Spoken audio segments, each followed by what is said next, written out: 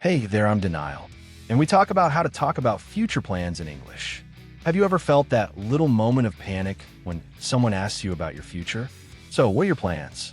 Your mind might go completely blank, or maybe it fills with 100 big dreams, but they all get tangled up before they reach your mouth.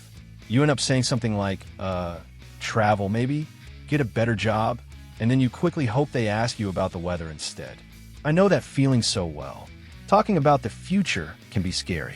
It feels big, unknown, heavy. But what if I told you that talking about your future plans in English doesn't have to be about predicting your whole life? It doesn't require a perfect, step-by-step map. It's not about being a fortune teller. It's actually much simpler and honestly, much more beautiful than that. It's about sharing your curiosity, your hopes, the little seeds of maybe that you're planting in your mind right now. Think of it like this. The future isn't a solid, finished thing waiting for you. It's more like soft clay in your hands. And every time you talk about it, you're not describing a statue that's already made. You're just feeling the clay. You're saying, this part could become an arm. This part might be a leg. You're exploring the possibilities. And the language we use for the future in English is exactly the same. It's the language of possibility, of intention, of imagination. It's not a contract you can't break. It's a conversation you're having with yourself and the world. So, let's take the pressure off. Right now, you don't need to know exactly what you'll be doing in 5 years. You just need to know how to talk about the ideas you have for tomorrow, next month, or next year. We're going to break it down into the simplest building blocks. We'll look at the different ways English lets us talk about the future and when to use each one. And most importantly, we'll practice. We'll craft sentences together that you can actually use that feel true to you. The first and most powerful tool you have is also the simplest. I'm going to say it with me. I'm going to. This is for your plans, your intentions, things you have decided to do. It has a feeling of certainty, of a little promise to yourself. You've already done some of the thinking. The decision is made in your mind.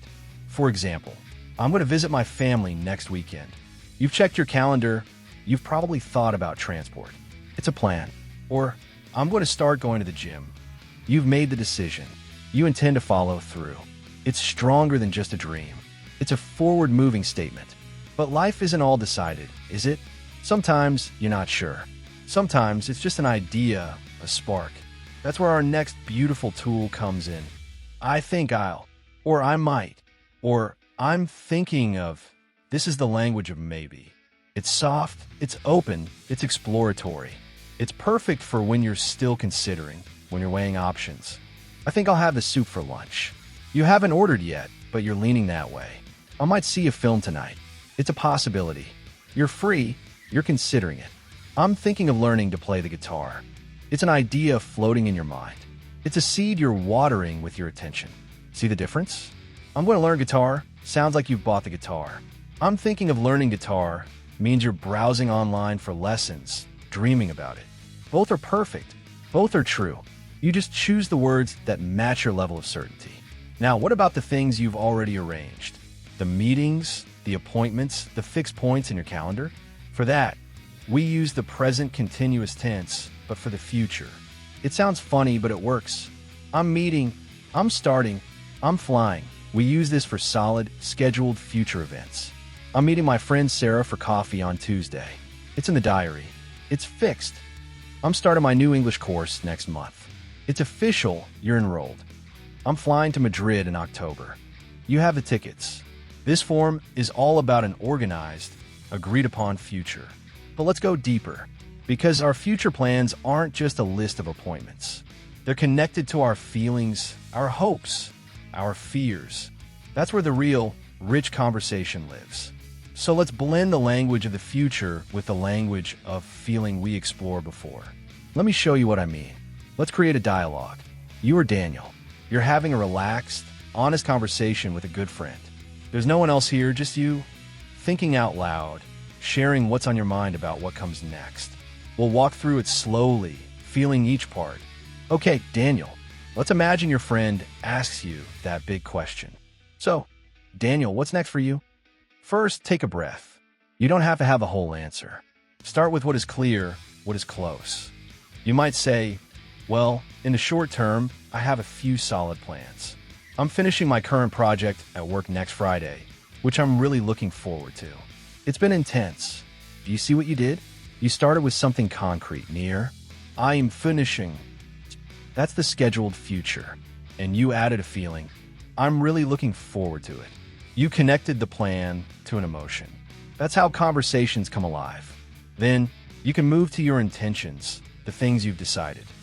And after that, I'm going to take a proper break. I'm going to completely disconnect for a few days. No emails, no screens, just quiet. I think I really need that. Beautiful. I'm going to... Shows your decision. And again, you explain the why with a feeling, I think I really need that. You're not just listing events. You're sharing your inner world, your need for rest. Now, let's bring in the dreams. This is where your voice can get a little quieter, a little more wondering. Longer term, I'm thinking about a change. I'm not sure yet, but I might look for a new role in a different company. Something that feels more creative. Perfect. I'm thinking about. I might. This is the language of exploration. You're not committing to a job hunt tomorrow. You're simply sharing the direction of your thoughts. You're saying, this is the Clay I'm feeling right now. And what about hopes? The deepest wishes? We often use I hope to, or I'd love to. This is the future of the heart. Ultimately, I hope to find work that doesn't feel like work. You know, I'd love to wake up and feel excited to start my day. That's the real goal. There it is. I hope to. I'd love to. This isn't a plan or a maybe. It's a hope, a guiding star. It's what gives all the other plans their meaning. By sharing this, you're sharing what truly matters to you. Now, let's put it all together in one flowing monologue, the way you might actually speak. Remember, you're Daniel, just talking to a friend. So what's next for me? That's a big question. Let's see. Well, practically speaking, I'm finishing up a big project at the office in the next 2 weeks. To be honest, I'm counting down the days. I'm feeling pretty exhausted by it. So, my first real plan is that I'm going to take a long weekend as soon as it's done. I'm going to go up to the mountains, just me and a good book. I need the silence. After that, I'm not 100% sure. I have some ideas bubbling. I'm thinking about finally signing up for that photography course I've always talked about. It's just an evening class, but I think I'll really enjoy it. It feels like a creative outlet I've been missing. Career-wise, it's more fuzzy. I might start exploring options in the new year. I don't have a solid plan, but I feel ready for a new challenge. Something where I can use more of my own ideas. I hope to find a place that feels more like a team, you know? Somewhere with good energy. And the big, pie-in-the-sky dream? I'd love to, maybe in a few years, have the confidence to work for myself. To be my own boss. It scares me to even say it out loud. But the idea is there. It's a little spark.